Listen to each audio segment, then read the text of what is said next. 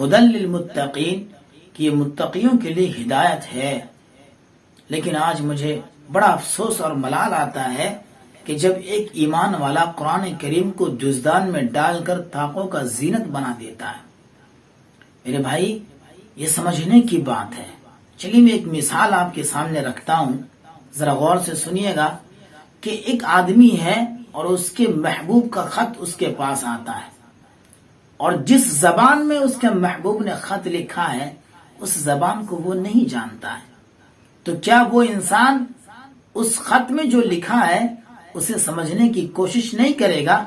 کیا ویسے ہی وہ زینت بنا کر اپنے گھر میں رکھ دے گا؟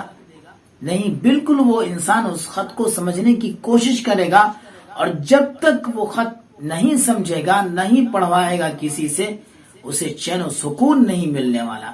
وہ کسی دوسرے کے پاس جا کر اس خط میں جو لکھا ہوا ہے اس کو سمجھنے کی کوشش کرے گا۔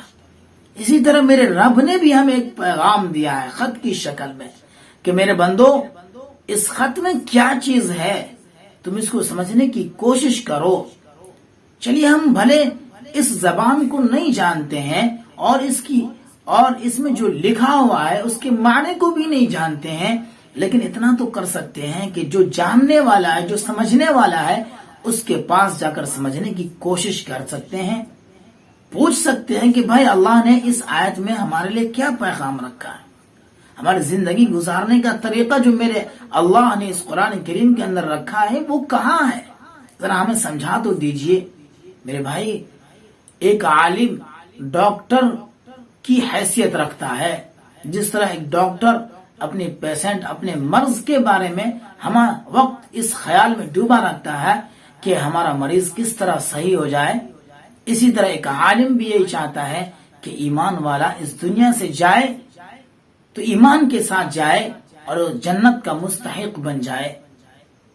تو میرے بھائیوں، اگر ہم واقعتاً قرآن کریم سے دلچسپی رکھتے ہیں تو علماء کرام سے رجوع کر کے اس قرآن کریم کو سمجھنے کی کوشش کریں۔ اللہ تعالی ہمیں عمل کی توفیق دے۔